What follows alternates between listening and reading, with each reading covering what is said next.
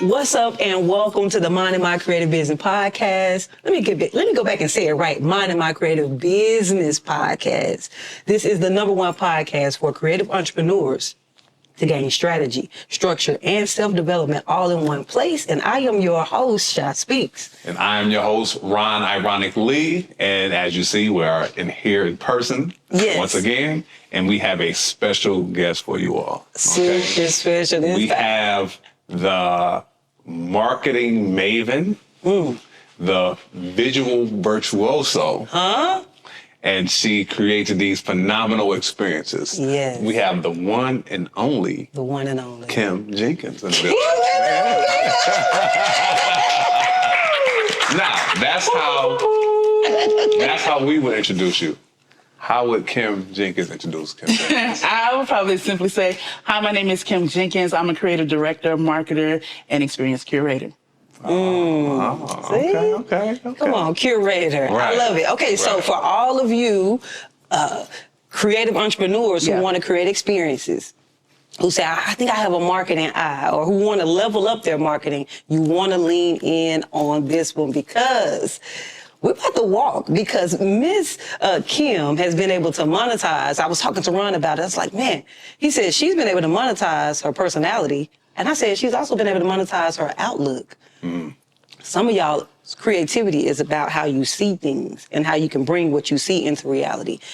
Listen, okay, Kym. So let's before we talk about the outlook and these experiences you curate. Okay. Let's talk about this personality. Let's talk about how, because let me just say this: you've always had this kind of like personality that you have right now, or is it something that just kind of gradually came into be?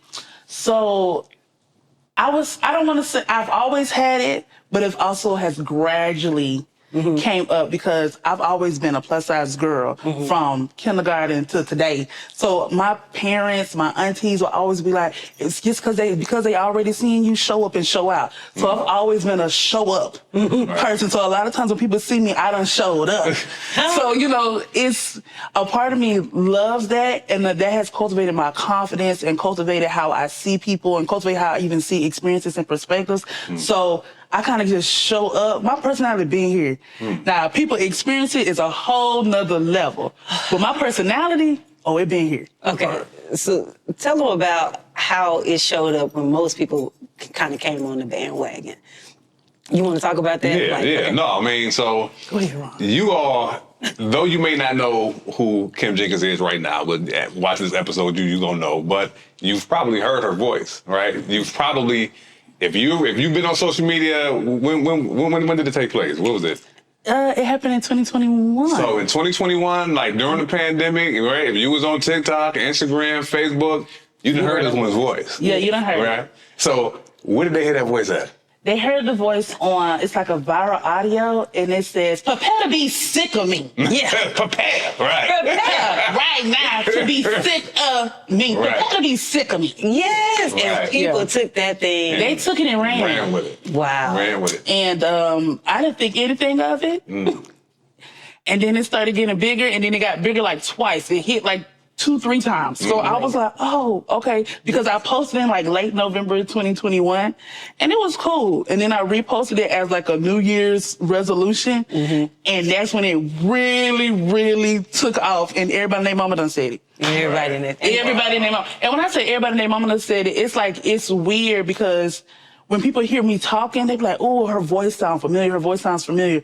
And they be like, who are you? I said, oh, my name is Kym, blah, blah, blah. Act like ain't nothing going on. Right. Yeah. And they was like, I love your voice. You sound just like this girl that say, like, prepare to be sick of me. Da, da, da. You talk just like her. And I be like, That's me. Oh, my goodness. People, when we say people took it and ran with it, not only were they just saying it in real life, they were taking, on social media, they would take the audio and put it on themselves doing whatever. I done had showing up like him. I had plant life people that love their plants. I thought that was really cool. The Asian people, I thought that was really cool. The football games and the basketball games, I was like, okay. You know what really surprised me the most is a European airline called Ryanair picked it up flying in the air. It was a part of their commercial. I was like, wow. You done said something. Yes. You done shifted the atmosphere. In the airwaves. It's in the airwaves, y'all. So you just said, because one of our questions was going to be, did you do that on purpose? Because there are people who know how to go viral. They know exactly what to do and what to say. But you said you kind of posted, not really thinking much about it. You just being yourself. When people tell you that they know how to go viral, they're lying. I just want you to always know that. I want you to always know that they're lying, because it really, it has so many different factors that come into play. Relatability, how good it is, how bad it is, how relatable it is, how unrelatable it is, if it's satire, is it crazy, is it, a lot of things go viral, not necessarily for good reasons, or bad reasons. You can do something crazy like standing on top of a tree and jump down and break your leg. It's gonna go viral just because you're being stupid. Yeah. So it's almost like, now positive virality is a whole nother story. Okay. Yeah. But let's see. I was literally sitting outside my job preparing to get my hair done. And that's literally what happened. Right. My girlfriend, Cece, and when I say girlfriend, she's like my girlfriend, because you know a lot of people think every time you say your girlfriend that you my girlfriend, Cece. Yeah. She does my hair when I'm in Florida. So she was getting ready to do some edge designs, because some edge designs, you know, the little baby hairs, y'all. You was gonna be cute. I was about to be cute, and then they had like that, and because I have natural hair, my hair always frizzes up. My hair never does the baby hair swoops. So they came out with tattooed baby hairs. So I was gonna try them out. And I said, ooh, y'all, I got these tattooed baby hairs. I be sick of these. So put these baby hairs in here. Yes. She got a tattoo on. Don't talk to me. Don't talk to me. Showing up. Oh my Showing goodness. up, and that's literally 6 seconds, y'all. That was a whole story. Like, back then, I was posting a lot in my stories because I wasn't really a huge poster on my feed. So I got popular off of like watching my stories. Wow. Like, I have more people watching my stories than actually watching my feed. So like probably the same amount of people you see that I'm following is the same amount of people that watches my stories, because I'm like talking and I'm laughing and I'm playing, and then I was working out really, really hard and I was exhausted, and I was going here giving them my review of today of my trainer, because they like to do certain things that I'm paying for. Right. So, you know, there's no need for us to do ab workouts. I'm paying for that. Yes. You know, stop working on abs. Right. So, you know, I had to literally say, listen here. I'm paying for abs. I'm paying for abs. We can do something else. Do another exercise. So, you know, I was on my story just kind of just explaining my day and my life. And that's kind of how a lot of my following or my community has been based.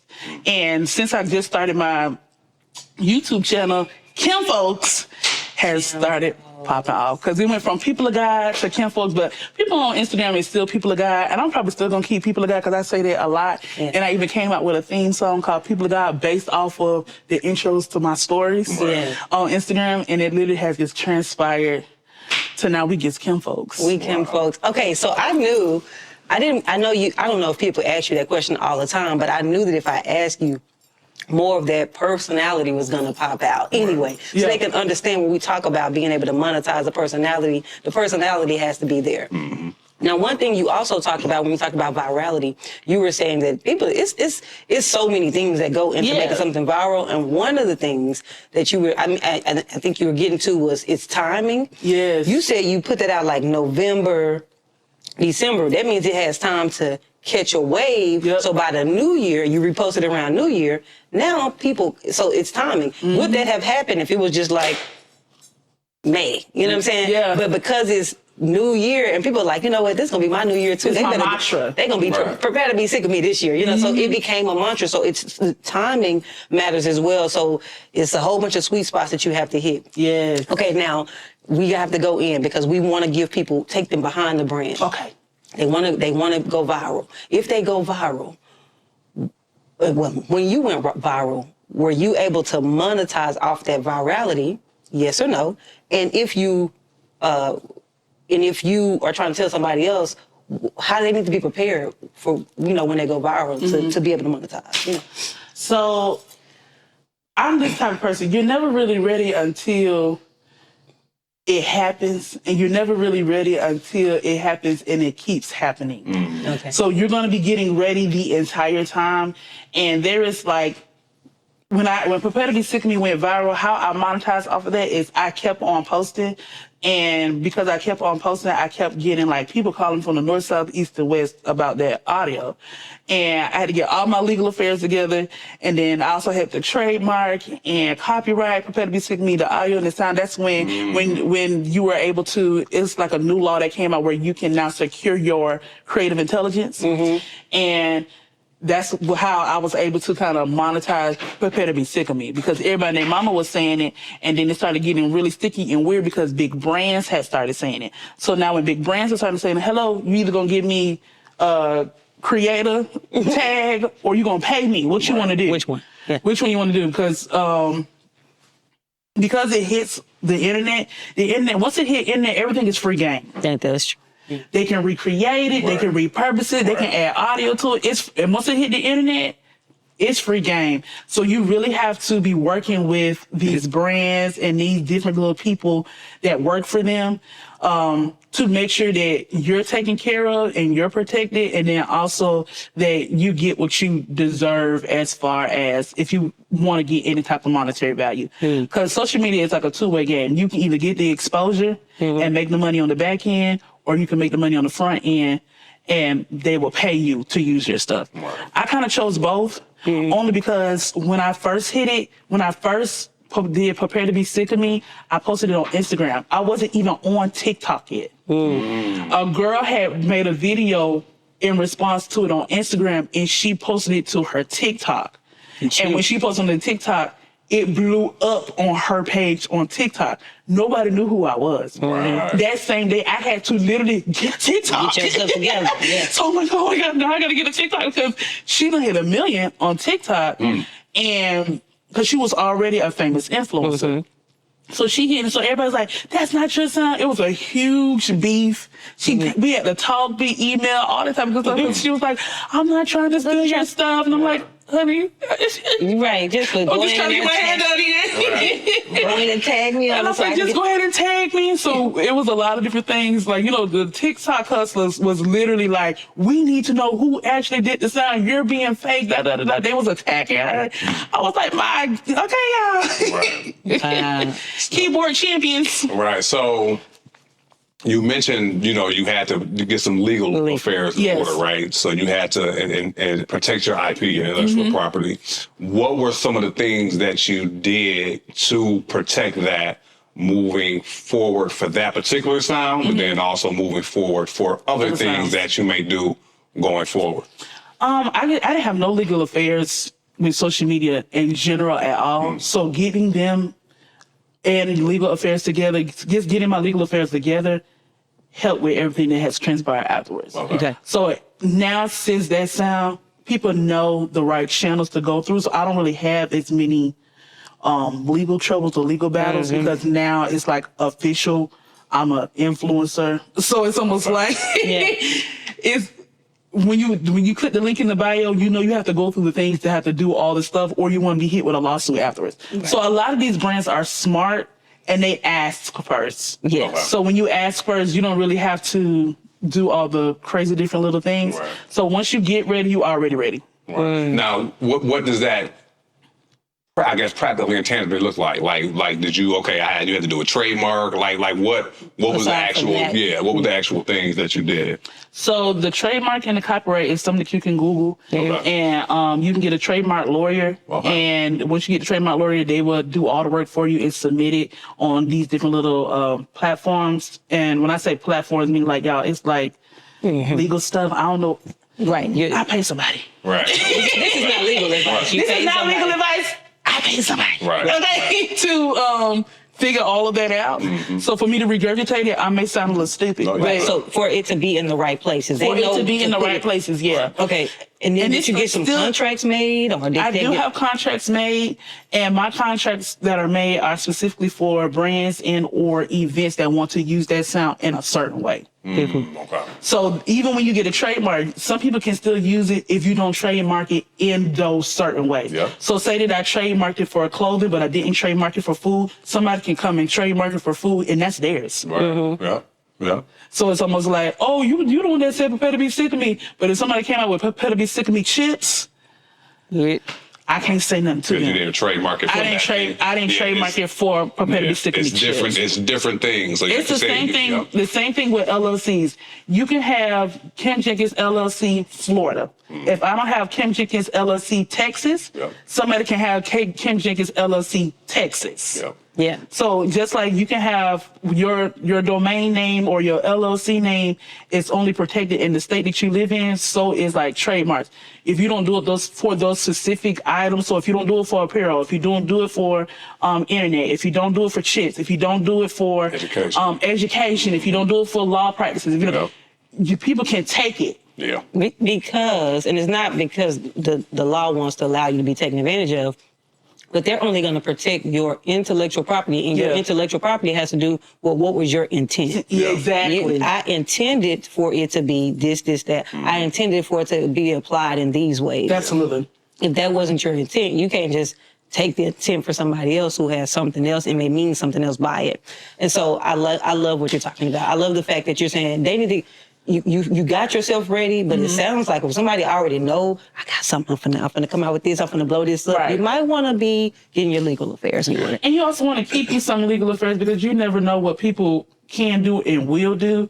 Because the thing is, intent is the intent of it is protected, but how it works for somebody else is totally different. And if you get jealous of that person because they done popped off, so if a Prepare to Be Sick of Me chips come out and they popping off with the chips, I legally cannot say anything about it or try to attack them. Now I can pay them out and take it, but that's a whole lot of money that I don't really care about. I don't care to spend. Or partner or something. Or some. We can partner. We can do a whole lot of different things, and that's if they want to. That's up to their discretion because, mind you, I did not trademark Prepare to Be Sick of Me chips. So a lot of times people get upset when people steal their stuff, but it's not necessarily stolen when you go about it the right way. And that's why it costs so much money to trademark or copyright, because you have to do all the avenues if you want to be fully protected. Wow. Just like Cardi B did Okra. She had to trade that. It was extremely expensive because she trademarked it in every area. So when I say expensive, if one area costs 1,000, another one costs 300, another one costs 500, another one costs 1,000, all these different articles, they add up. So if an article costs $1,000 a piece and you do 5, that's $5,000 plus the legal fees. And for me, waking up in the morning and posting a 6-minute clip, it wouldn't. I don't have that. A 6-second clip, I don't have that. Not immediately.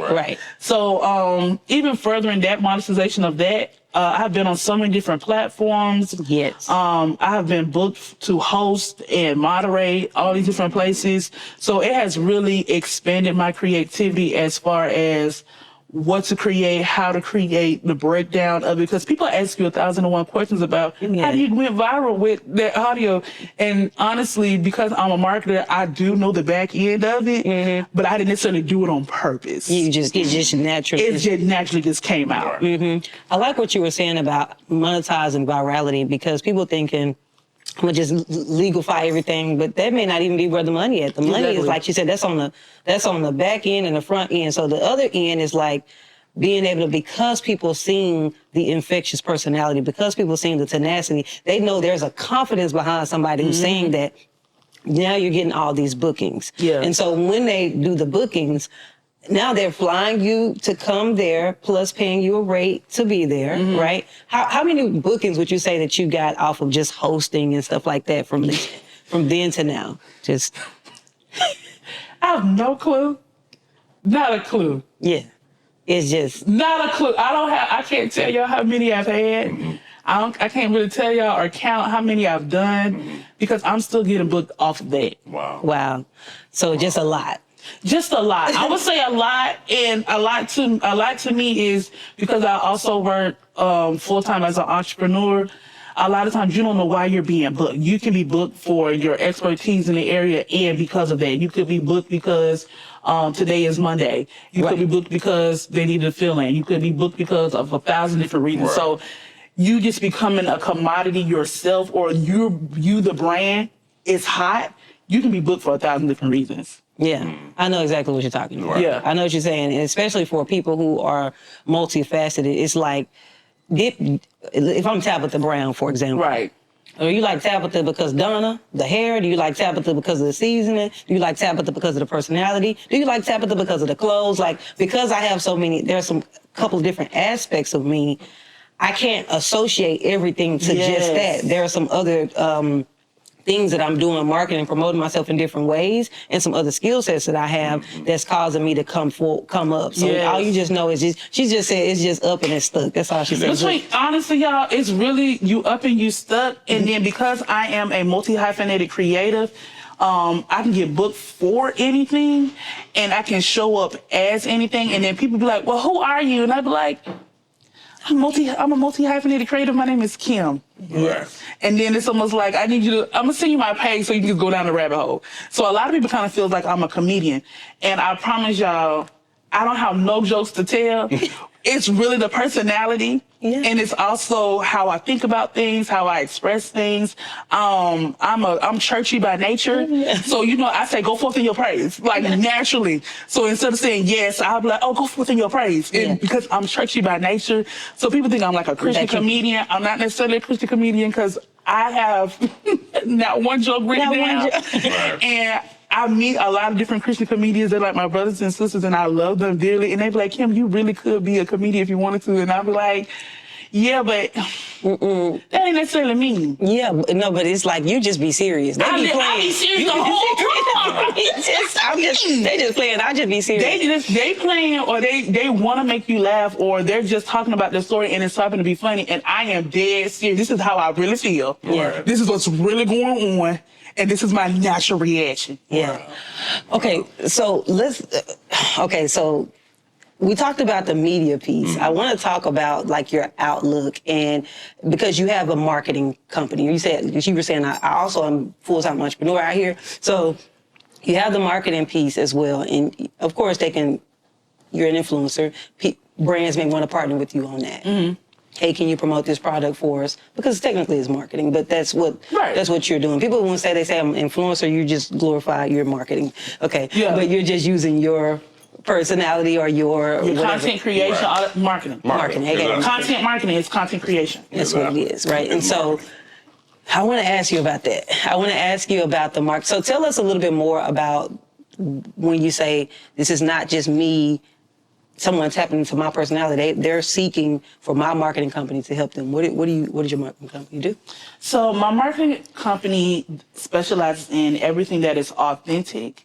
So your brand is an authentic brand. How you look, how you feel, the emotions you express, the reputation, how you feel when somebody leaves you. That's what my marketing firm specializes in. Mm-hmm. How people remember you, how do you make people feel, the authenticity of it all. I kind of make things real and make things touchable, or make things down to earth, as people would say.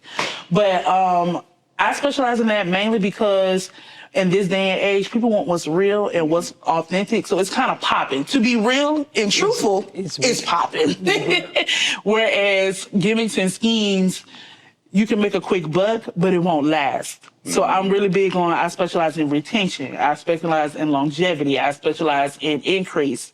I specialize in authenticity. Mm-hmm. So when people hire me as like their marketer or their creative director, this is what they're asking for. Right. Mm-hmm. Right. So yeah, I like that. It's like, following gimmicks or trends. Yeah. It's like, it can get you that quick thing right now. I can absolutely manipulate you. Yeah. Mm-hmm. I can manipulate you and make a quick buck. Mm-hmm. Or I can make you family and you be giving me your money for the rest of your life. Exactly. So I choose to market people in a way, I want you to give me your money for the rest of your life, versus just trying to get $1,000 out of you. Yeah. I always tell people you can become a six-figure earner if you can get one person to give you $1,000. Right. If you can get one person to always give you $1,000, if you can multiply that by 12, you're gonna hit it. Yeah.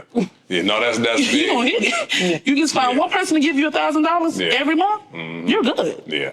No, that's big. That's big because I believe in that. Right. It's like, okay, and we see this all the time in this industry where it's like it's just a one-time thing, right? Mm-hmm. But then either they didn't deliver or it wasn't the quality that they expected it to be. So it's like, I'm not returning, and not only am I not returning, but I'm gonna let somebody else know, you don't want to do business with them because they didn't do whatever. But you're saying, no, I'm going to focus on the long game, right? Yeah. It's like, so I may not get $1,000 from you right now, right? I may be able to get 500, but at the end of the day, that value is going to be more because when it's all said and done, I probably got $20,000 out of it. Exactly. You know what I'm saying? And it's not because I'm trying to get $20,000. It's because I'm showing up authentically me. I'm being genuine in everything that I'm doing. I want to add value to what it is that you're doing, and that's what you're coming to me for. And yeah, that's speaking a lot. And people think it's like getting it out of them. That's why when we talk about these creative, on these conversations, we begin to talk about money. It's like, well, how to get the money out of them. No, I'm talking about adding value to you over the long run as opposed to gimmicky, and that's a strategy. Yeah. But when authenticity is the strategy. Yeah. I'm talking about building a long-term relationship with you, which is like, we become partners, right? I'm doing this, you're doing that. Of course, there's a paid transaction that I'm getting out of it, but you're getting the value over the long run as opposed to me just trying to, I didn't do it now. That may not be, And that mindset and strategy alone literally is what made me hit 6 figures, because a lot of people be upset because it's so many people in the same market as them. So they be like, how do I stick out of the market? How do I stick out of the market? Because everybody does the same thing that I do. It boils all the way down to if they like you. It's not even if you are less expensive or you're the most expensive. It's, do I like you? And I have probably excelled the most because they like me. And because I can tell you, I can refer you to 1,001 people that does the exact same thing that I do. That can give you the exact same results that I do. But you don't like them. something about it feels... Something about it feels weird. Something about it feels fishy. It's either a rush. But that's a personality trait. So going back to how do you monetize your personality when you are monetizing your business, can people trust you? Because they can always go find somebody else for the business. Right. And I think that alone is what kind of helps you matriculate up in your finances, is becoming a good person and having a great character. That's what really kind of solidifies your business. If I can believe you, if I can trust you, if somebody has an operating budget of $1 million, are you going to spend it on yourself or are you going to make me money? Right. And I'm really big on, if you give Kim $1 million, baby, you're going to have $5 million. Because I'm about to flip that money. Right. And I love what you said. I was telling somebody earlier, people always say in the entrepreneur world, we started this podcast because there's a lot of entrepreneur podcasts, but not creative entrepreneur podcasts. Right. And the conversation's a little bit different. We're talking about monetizing your personality. We're talking about monetizing your outlook. We're talking about marketing creatively and creating experiences and events. That's different than I have a car sales company and I sell this many cars. It's just different. Yeah. But in that world, they talk a lot about make sure that people know, like, and trust you. And that's what you just said. They like me, first of all. And then you talked about they trust me. So I'm like, she has the same, it's the same principle. Yeah. But how do we apply that over here? Yeah. And what you're saying is when people come to you as your client, you're making sure that they're creating something that people can really like them for what they're really doing. People can really trust what they're really doing, and that will help them see results on the back end. Absolutely. Yeah. I always tell people this. You can tell me what event that you're getting ready to have, and I can tell you if you're going to sell out or not. Only because how relatable is it to people and how much of an asset it is to people. The thing is, when you create liabilities, nobody's not going to pick that up. But if you create assets, everybody eat. So the thing is, when you are trying to figure out what is your business lacking, are you answering a question? Are you setting yourself to be an answer? Are you setting yourself up to fill a need? Are you setting yourself up to fill in the blank? Because a lot of times you won't get chosen just because it ain't nothing to you. It ain't nothing to it. I can go hire if I wanted a regular cleaning company, I can just go hire Sally Mae to come and clean my house.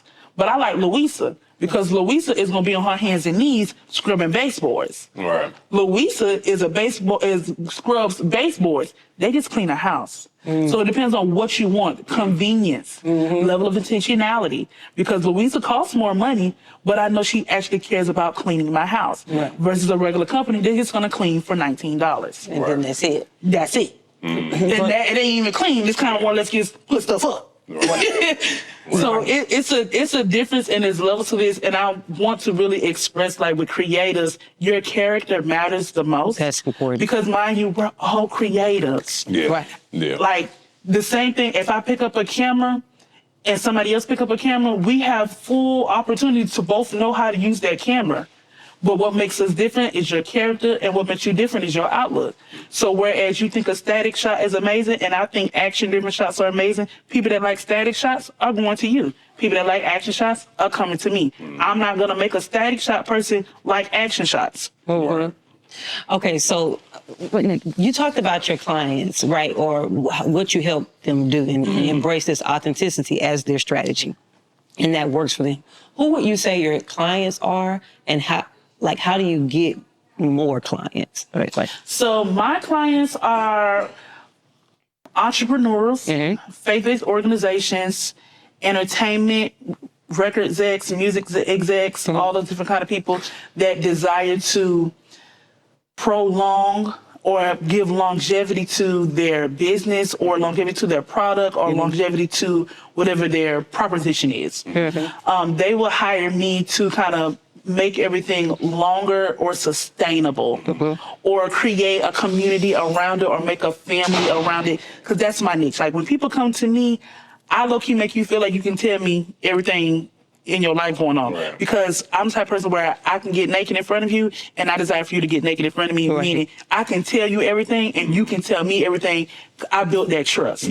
So we know each other. We're good. I create that not only for my clients, but my clients to their clients. Or they're my clients to their consumers. So So with that clientele base that you just mentioned, how do they find you, or how do you find them? Like, what's your process for that? You said churches. So my process for that would be, most of the time I am he say, she say, because once you get into the industry people fool with industry people. They refer. And they refer you, and then they refer you, then they refer you. And then you also get referred by results. So if somebody sees you here, there, and everywhere, they be like, well, who helped you do this? And they're going to tell you who helped you do this. And then they're like, oh, Kym Jenkins, And then you go to KymJenkins.com and then do all the things. And then that's how you get a new client. But a lot of times when it comes to creativity or your creative entrepreneurship journey, you are probably referral-based, and or you're solidified by referrals, but you are ignited by just being, by your own intentionality with your work. I probably got the most, I would say I got the most clients by just actively doing what I do. So because of how successful I am, I make people want to work with me because I actively do what I do for other people. And I do it for me.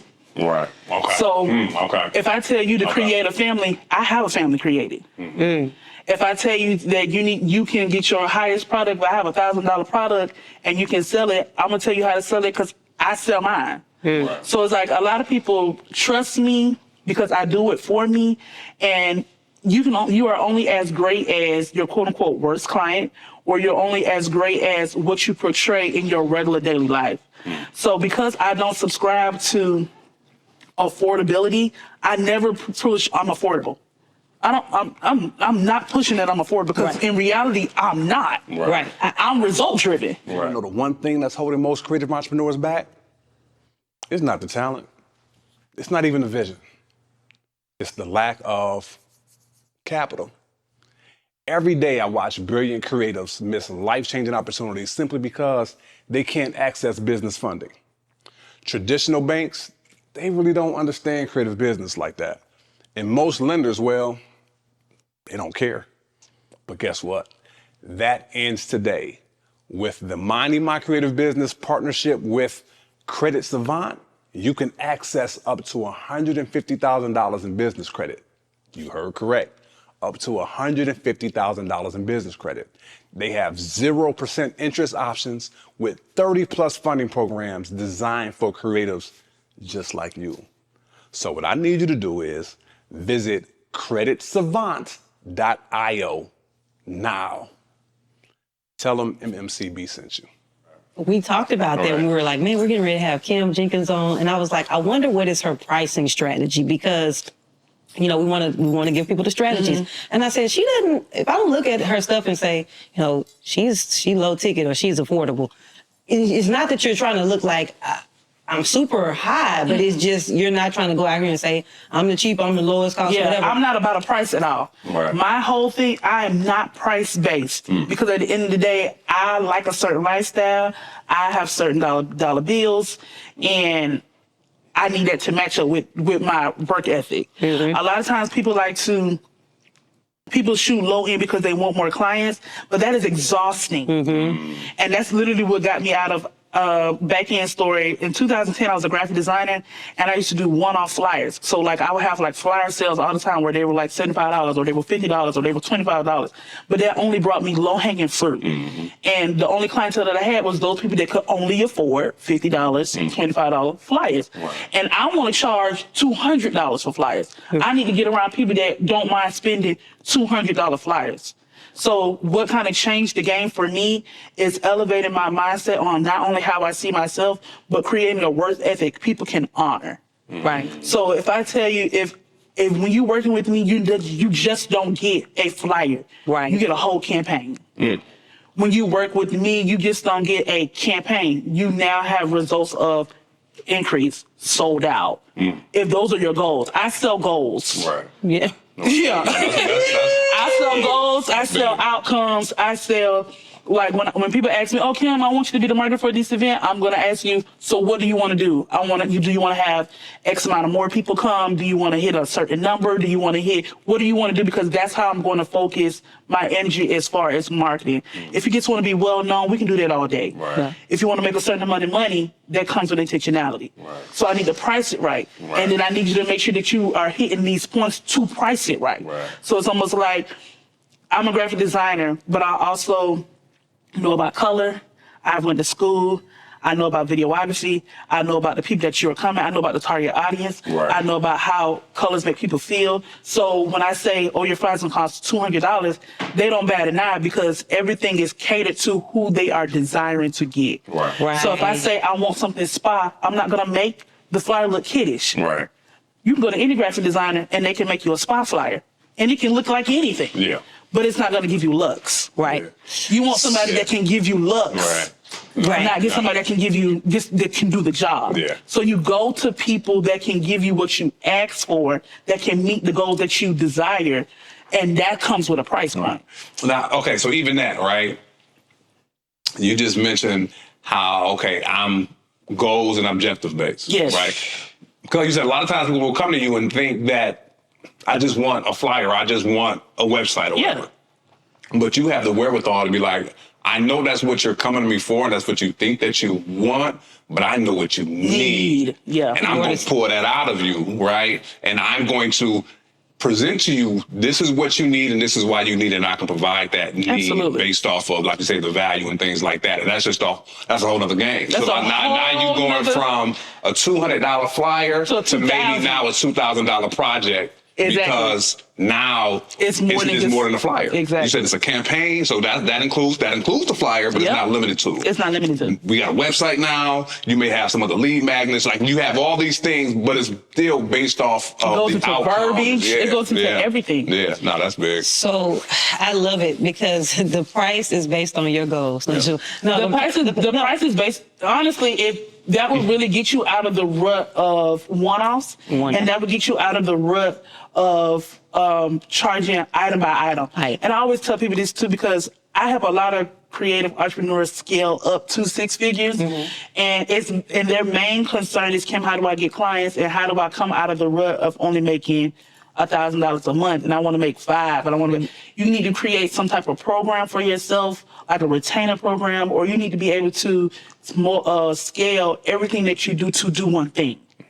So, like, if I do graphics, and I do like a multiple set of graphics, every one of those graphics costs money. So I'm not just doing one square and I'm sending you one square. I'm doing one square, I'm doing a story, I'm doing a reel, I'm doing a banner, I'm doing this big banner, I'm doing this poster, I'm doing this poster, and that's 150, 150, 150, 150, 150, 150, 150 times 7. Right. That's what I said off. Right. So you need marketing collateral. You need marketing collateral. You don't need a flyer. You want a flyer, but you want marketing collateral because I'm helping you create an experience. Yes, you need advertisement. Yes. You need promotion.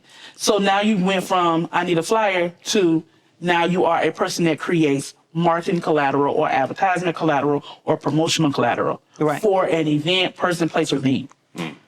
Wow. So that's how you kind of times and multiply your money. And you need to get out after one by one by one.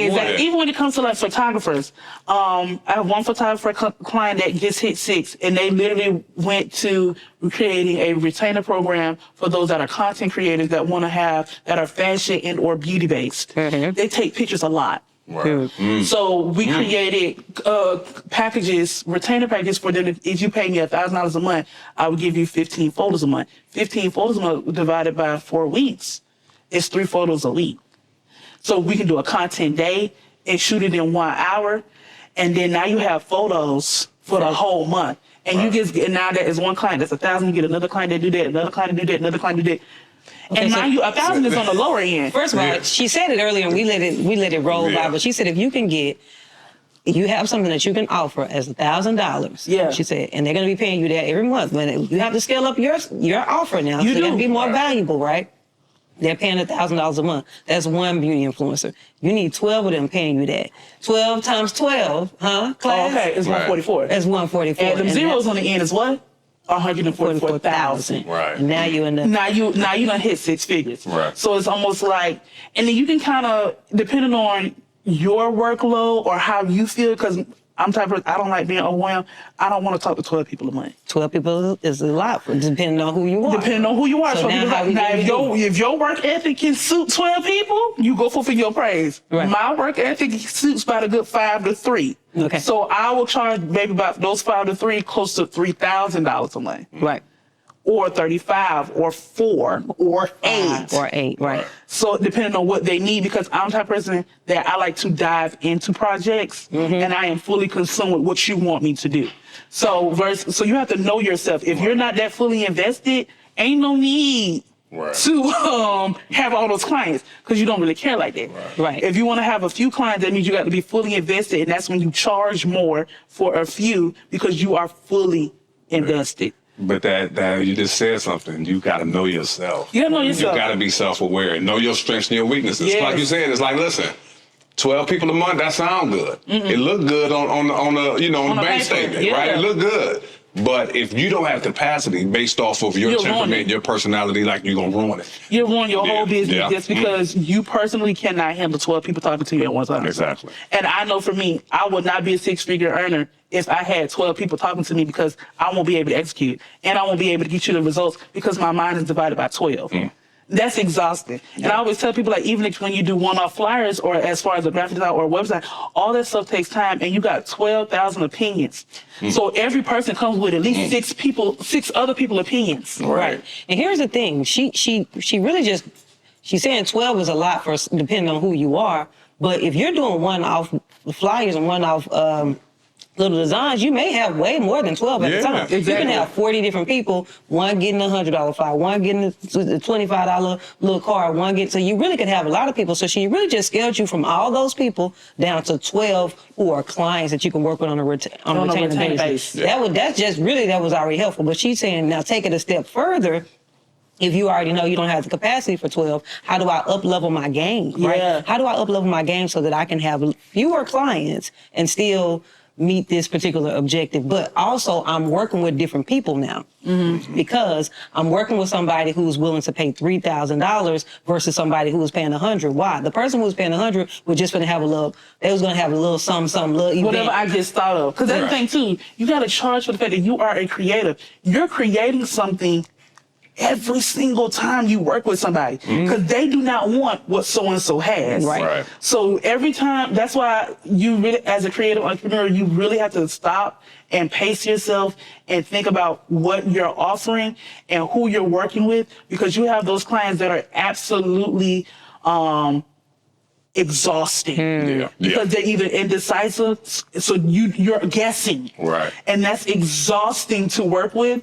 But some people are indecisive; they cannot help that they are indecisive. So you have to make a decision for them, and then if they don't like that decision, you have to make another decision. You have to go to another decision, and mind you, those are like 12, 3, 6, 9 designs or concepts that are all from your head. Right. So you really have to be careful about how many people you take on, and also the time that it takes for you to even do what you do. For me, I can design a flyer probably less than an hour. If I'm working with somebody difficult, it probably take me a couple of days. Right. Because now I'm scrambling in my head on how I'm going to please them, how I'm going to please them.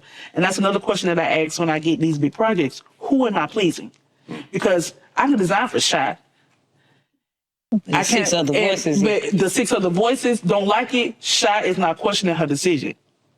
So I need to know, am I designing for Shy or am I designing for the 6 people that Shy talk to? Yeah. And I need to know who the 6 people that Shy talk to, because if Ron don't like minimalistic and Shy does, Ron is gonna say this is not enough. This is nothing. Yeah. And then Shy's like, well, I thought it was enough, but maybe you can use a little bit more. And then now she's coming back to me, and I'm like, okay. Yeah. Right. No. What does Ron like? So it goes from when you're working with people that are either as creative as you or as indecisive, like you really have to, it's a limbo. It's a dance. Yeah. And how many people you want to dance with? Hello. How many people you want to dance with? And it's a lot. Okay, I have a question for you. So we've been using graphics and a website for an example. I'm sure that there are more things that you provide in the marketing company. Do you do email? Like what other services? So I do. Let me frame the question. If I'm somebody who is like, okay, I have that outlook too. I can create these experiences. I can create marketing. I don't want to just do one piece. I want to do your whole marketing collateral. Okay, they did the collateral, but now that's not enough to take them to that next level of payment, because you probably are a different price based on you get more into it. So when you say into it, what are some of the other services that they can add to that package to level it up to 3 to 5? So you have the executor that does the work. You have the person that plans the work. You have the person that thought of the work. You have the person that needs the work. So if I'm the graphic designer, I'm either going to just execute and do what I'm told. So you have the person that does what they're told, which is me, the graphic designer. And then you also have a person that plans the event, that says, this needs to get done. That's an organizer. That's like the project manager. You can play project manager. I've done that. And then you can also have a person that thought of it that's a strategist, that's trying to figure out what this is going to look like to get a certain result. And then you're the person that sits at the top that needs you to execute everything for this another client. Different spots. Right. Different thought processes. So that's how you kind of level up and you charge more. So if I'm the graphic designer, but I'm also the strategist, and I'm also the person that planned the event, and I'm also the person that needs this collateral, I'm all those things. So now you're going to be paying me a directorial price versus a one-off price. Right. Or now we can go here. If you're the person who thought of the idea, you can now hire all those other people to work under you. So now when you go to a client, you're saying you get my team. Exactly. Right? And so I'm the person I forgot the level above strategy because I'm not, Miss Kim. But it's the person that you go to. I would say the person that either thinks about the event or thought of the event. So you have the thought person, you have the strategized person, you have the plan person, and you have the do person. Right. So she says, hey, so I'm going to a client, if this is a client I'm seeking, and you're saying, basically, I've thought of this event for you. This will be an amazing experience for you. Exactly. Now you're the thought person. And I have this person here, she's the strategist, and I'm also going to hire this person that's going to be the planner for you. And then we also have a team of graphic designers that does the actual work. Do the work for you. Right. And so with all of that, when you give me this person who's bringing this event to you, this is going to sell out. This is going to be the event. And that's when I hit you with a bank statement of $25,000. Okay, there we go. Because now I'm 25, and then I got to divide it down for all those people that's a part of my team. So I probably do have a graphic designer that costs $150 for a flyer, which is also a part of a team. But I also need to pay the person that is going to organize her and keep her on track. So the project manager, and I also got to give the project manager something to think about or something to do or criteria to know that the people that's under her is doing it correct, the strategized person. And then you also have the person that's above the strategized person that says, hey, I need this event to get done, and this is the event, make it happen. Then you have that person. So it's a lot of different people that comes into play, and however you want to move up that ladder is according to how much you want to get paid. Now you can be that one person and do all of it. Like I'm that one person that does all of it. Right. So when I all used the time, or depends on it depends. Sometimes you sometimes okay. Sometimes, and when I say sometimes, But you're saying you're the person. if I'm on a retainer base, that level is a lot lower. I can probably do it for about $3,000. Okay. If I'm on a higher end or it's like a one-off, that price skyrockets because now I'm in a time bracket. Yeah. So say if you want to hire a marketing director for 4 months, I'm really getting ready to pull something out of the hat and make something happen. Right. And then after 4 months is over, I'm gonna go get in my bed. So that price ticket is a lot larger because now you just took out a chunk of my time in my life to do something for you to make you successful or have more money or have more notoriety. Right. So here's the thing, and I just want to make it clear for these experienced curators. Right. Yeah. Yes, you went from doing the flyer to, as you see, we just charge you $25,000 because we're going to do the experience, and they don't have to do anything of the event. Exactly. They've outsourced that to somebody. But these events that are of this caliber, they're going to make money off of this event. Sometimes the tickets to get into these events is $40, sometimes $100, sometimes $200. Sometimes these events cost $500 per plate if it's a fundraiser. Sometimes this event is for Michelle Obama and she's having this event. But you think Michelle got time to be doing all them layers of whatever? Not at all. She's going to go hire somebody who knows all the things that goes into an experience, and she's going to hire them, and they're going to do everything. And the graphic and the marketing is the thing the graphic and the website is the thing that's going to pull people in. It's the first thing people see. And it's important. Got to make sure this looks right. Yep. Got to make sure this looks right. It feels right. It feels right because then this is letting them know how it's going to feel when they get to the event. Exactly. They don't even know how the event going to feel till they get there. Right. So we have to do that here. So now I'm looking from this person is one person is doing an open mic and they just need a flyer. Versus this person is hosting a fundraiser and they need this. This person is hosting their annual gala. This person, so my clientele change because I'm Kim or I'm the curator. You know that at this point, I want to work with people who try to create experiences because I create experiences. Exactly. You hit that. So you really wrote that down. So you really did all this because I'm like, that's in my head, and that's literally what I do. Nah.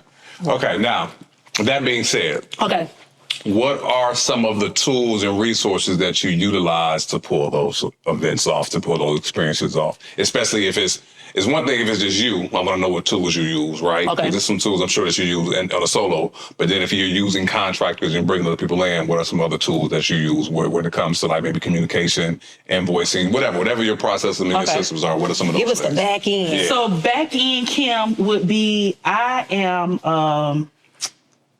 I'm community based, and when I say community based, I know a lot of people that know how to do a lot of different things. So back end, Kim, I use my weaknesses. And when I say I use my weakness, I hire my weakness. I'm not really a great organizer or a planner unless I am solely doing that. Therefore, I have to hire that. Right. I'm not really in front of, I don't necessarily shoot pictures anymore, but I know amazing photographers that shoot the way I like to shoot, and I hire them. Okay. So that's kind of how you would build your team to kind of stay in that same vein as you. You have to know your likes, dislikes, and your style because that's what somebody is hiring. So even though you can hire 1,000 different people to kind of do all, you need to hire them specifically for who you are or how you execute. So that's that. Hiring people. I also use AI. ChatGPT is my friend. So when I'm writing proposals or if I'm writing how to say something politically correct, I'm going to ChatGPT it to death. And I'm going to change the tones of voice and I'm going to change the audiences. I'm going to change how they say this or it need to be professional or if it needs to be relatable, if it needs to be this. Because naturally how I speak, I'm from a small city in Florida and I'm a little country and I talk fast. And I speak fluent Ebonics. And that may not be the style of the event. That may not be the style of the event. That may not be the style of the person. But that ain't none of my business. I'm hired to do X, Y, and Z. Right. Use your resources. Right. So I'm going to chat GPT. I also, for organization purposes, use Monday.com. So that allows my clients that are on retainers to always be able to request and organize their thoughts and their needs. And also it helps me to see what they visually need in a process or in a project management flow. Okay. So that's what I use for like project management. For strategy, I say I don't really use a specific device.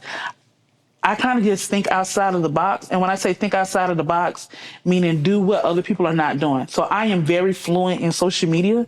And when I say fluent in social media, I can tell you everything that is going on as far as trends, what's getting ready to come up, what's getting ready to go down, what's this, that, and the third, based off of relatability, what is the climate of the world.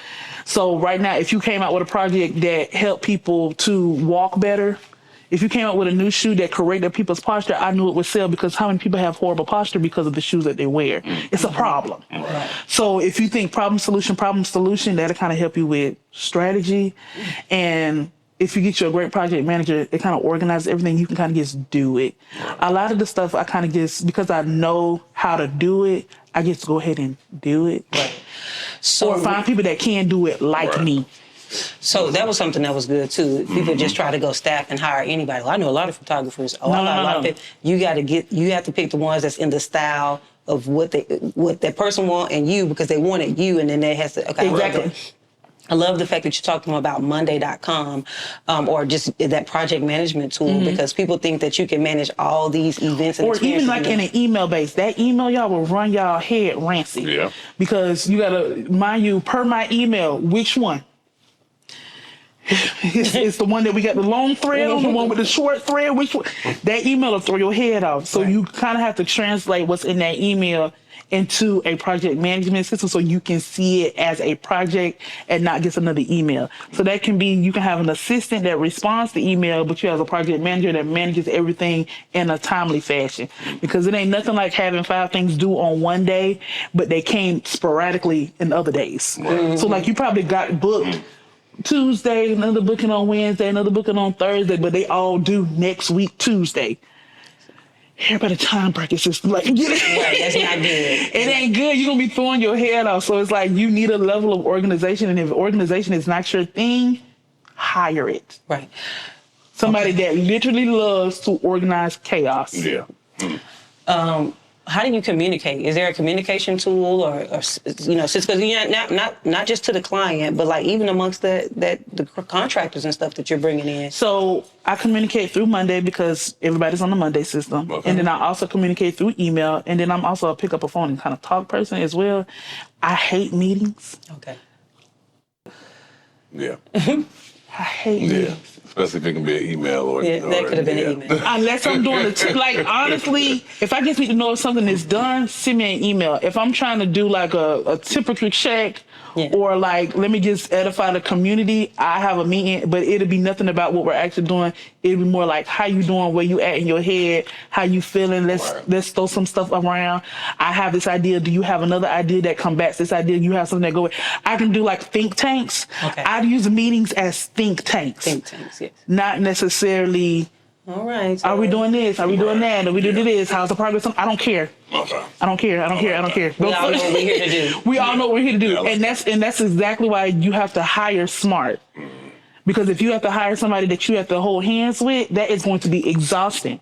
Okay. So I want everybody to understand, like, that hiring process is as big as you making a decision to spend this amount of money or that amount of money, because you need somebody to be self-stable. Like, you need somebody to be self-efficient. Like, they know how to do their stuff. Yeah. Like, I'm not hiring somebody that want to know how to do it.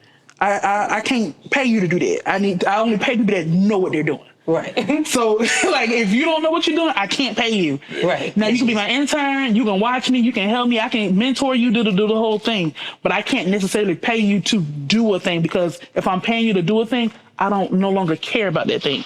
And I can move on to my next set of thoughts. Wow. So it is exhausting for you to handhold, like your assistant. If you're teaching your assistant how to assist, you wasting your time. Your assistant ain't assisting you. You need a new assistant that knows you. Like my close girlfriend, Cece, that does my hair. If I had an assistant, it would be her, because she knows me. She knows my weaknesses, and she knows how to pick up and do certain things even when I decide that I want to be indecisive, because sometimes I get overwhelmed and I shut down, but stuff still has to go down. Yeah. So if somebody's like, oh, I need an answer from Kim, Cece could literally answer their question because she knows me, even if I'm not in the mood. Right. She knows. She was like, Kim not in the mood, but go ahead. So you need people that's around you. So some people that's going to be closer to you that you don't mind in your space, and then you're going to have some employees that's far away from you. You don't even care what they're doing. They just keep on going. So it's almost like your assistant is probably going to be your side piece. Yeah. So there's a couple of things that you talked about today, and this one right here is very important, and will help these project managers and event people, experience curators, not be micromanagers of their team. Exactly. You won't have to be First of all, y'all not going to deliver because you're going to have so much contention amongst the team. Y'all haven't got on the calls, had the think tanks and had the powwows and just catched up with each other. You don't have a good morale on it. It's not going to go well, and you're going to run off the next. They're not going to hire y'all back. They're not. And they're not going to make the referral to the next client. No. They're not. So that's important, is to make sure you hire the right people so that I can take it off my mind. Exactly. It shouldn't have to be on my mind. How you doing? How you doing? How you doing? And that really will help. And then also, I've seen these experiences, and it's like a whole bunch of blame pointing. This person with this, and this person with this, and it's like, no, I know if this person were here, they have it. I don't even have to worry about it. And if somebody coming to you saying something about it, you're going to defend that person because you already know typically they have on it. So that was an important piece when you're talking about managing a marketing team, if you want to have a marketing team. The other thing I like that you talked about from the media perspective, just as a personality on the individual level, you talked about still needing to have your legalities in order, right? And making sure that, because what we see here as far as this 6 to 7, 8, I believe she gonna ease on up to the, come on, I see it. I receive it! Because I say, hurry, because stop right there on that, because there are several streams of income that are coming here, not because she's trying to do all things. She's actually does a lot, but she's eliminated and narrowed it down to who she's serving to a degree. And then there's also the personality that's still there. She can't do nothing about it. She is who she is. And so if you have that kind of personality, you are that kind of influencer, you're just into whatever. Maybe you're just into momming, you're into kayaking, you're whatever, you become an influencer in that space. There are brand deals and there are things that come, and you have to do contracts and all that kind of stuff. So you have those things available and you can talk to them about those prices. That's one whole stream of income that's coming. Could be six-figure right there, just off of entrepreneur. Off of as being an influencer. And now you turn around and create this other company that you have, and then that company becomes, right, because now we're doing $25,000 events. Now we're doing $10,000. Now we're doing $50,000. Now we're doing, and then eventually, as you scale up, you're gonna have more tools that you're gonna come. We're gonna have you back, and you're gonna come and talk to us. What's happening at the 7, almost 8-figure level? What's the systems? What we using? What's the tools? What's the background? You'll see me along with somebody else that can tell you the answers. You're not gonna know. Because I was telling them this earlier. I was saying you can probably hit 6 figures by yourself. You need a team to hit 7. And you need a whole nother person that is like a duplicate of you to hit 8. Yeah. So like a lot of these people that you see 8, it ain't them. Right. It's somebody else. Right. Yeah. Because that's a lot. It's just, and the thing is, when you're managing like 30 and 60 and 100 people, you don't even know them people like that. Yeah. That's when you have an established morale, you have established values, have established mission, and everybody is committed to communicating and executing that. So it goes from this is Kim idea to this is us. This is how we do it. This is how we do it. And that's how you need to think when it comes to when you're trying to scale up. You have to include more people to fill a bigger whole, I would say. Yeah. So, well, I mean, I was going to say, even if Kim can do a thing, as you're scaling, she can go do and create an experience for somebody. But what if there's 2 experiences that need to be created in one day? Yeah. This is where that duplication comes into place. And I always just want to make it practical for people, because they're like, oh, I need to duplicate myself. Yeah, first of all, you were created to be duplicated, but that's another topic for another time. That's a good one, Sean. You was created to be duplicated. We so scared of that. But that's what she's talking about. When you duplicate yourself, now I can actually do 2 deliverables, 2 $10,000 events in 2 different cities at the same time and still have that ambiance and experience of our company. So there's just so much to it, but you have to relinquish this this ability to like want to duplicate just like I don't want to do it. I don't want them to know how to do what I'm doing. This relinquishes not wanting to work with others, not have a team, relinquish this idea that I'm not going to have to get organized and all those type of things. It's just going to be all vibes and good time. Like, no. Yeah. Sean, I want to speak to that. And that's really, I don't want to speak to that mainly because a lot of people struggle with trying to keep secrets, and you don't sell or make a lot of money by keeping secrets. Nothing should be a surprise to the consumer that you want to buy stuff from. Because the thing is, especially if money is at hand, and although it takes almost 2 minutes to make a decision on how much money you want to spend, you don't want to surprise anybody with a certain amount of money. Like, I always tell clients this: I'm not going to charge you no more than I can make you. If I can make you $1,000, I can charge you $1,000. Right. If I can make you $5,000, I'm gonna charge you $5,000. If I can make you 25, best believe I'm gonna charge that, because I know whatever I charge you, you're gonna make more than that. So I know my bill is taken care of. So I don't even take on events that I can't necessarily fully execute. And then also, speaking to that, you cannot be afraid to be duplicated. You cannot be afraid to be copied. You can't be afraid to be a trendsetter. I started on social media. Once it hits the internet, it's fair game.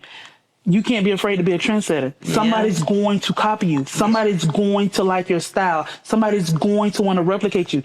Take that as an honor and keep it moving and keep going in the direction that you want to be in. Because if you get caught up on every time somebody follows you or every time somebody copies you, it's pointless. Yeah. You wouldn't be if you ain't somebody to copy, who are you? Yeah. Question before we end this episode. You went viral that one time. Have you went viral again? Yeah, I went viral like 3-4 times. You see what I'm saying? But if she was stuck focusing on that one time and trying to police the whole everybody on that one. You can't police that. Yeah. I'm a creator. Something else gonna come out of me. Yeah. Say that one more time. I'm a creator. Something else is gonna come out of me anyway. The movie Jingle Jangle. Y'all, that movie stirs me up, y'all. That movie Jingle Jangle. Y'all, at the end, he was almost like, he's an inventor, and somebody kept stealing his ideas. Right. He kept stealing his ideas, but every person that tried to steal the inventor's idea will always fail, or it will always break, because they're not the inventor. So a lot of times, you have to be okay with being the creator. Can't nobody copy the creator. You have to create again. You can create again and again and again and again and again. You can create again. So even if somebody takes one idea and tries to copy it, it will never have the same outlook. Right. And the thing is, I always tell people on social media, you're either going to be better or you're going to be first. So do you want to be first or do you want to be the best? Right. So do you create to be the best or do you create to be first? And being first is a lot easier than being the best. So listen, on that note, that's the mic drop right there. Mic right? drop. I normally would ask what's parting words, but I think that's it. You That's just some good one. You just hit him over the head. You hit him over the head. Okay. So first and foremost, we want to thank you. Thank you for spending your time with us today and dropping the gems for our audience. Right. So thank you. Secondly, I want to thank the audience. Thank you all for spending your time listening to or watching this podcast. I'm hoping that you all got something from it. I know myself did. I know Shy did as well. So thank you all. We want to also encourage you to join the Creatives Corner community. All right. So sign up for that. You get a monthly newsletter. You become a part of our Facebook community where you're surrounded by other creative entrepreneurs like yourself. And build a community, right? So you can develop those relationships and network like we've been talking about so that you can, get to the 6, 7, 8 figures and things like that. So yes, that's what we want to encourage you to do. And on that note, I'm going to toss it over to Shy so we can get out of here. So I always like ending the episode with a mantra because I believe that words shape worlds. So as you say this, I want you to repeat after me. I want everybody in here to say it, right? Okay. We're going to say it. She can't wait to see it. I want you to repeat this after me. All it takes is intention, consistency, and laser focus. To mind my creative business. To mind my creative business. I love that shot. That's good. Mind your creative business. Yes. So on that note, we see y'all later. Peace.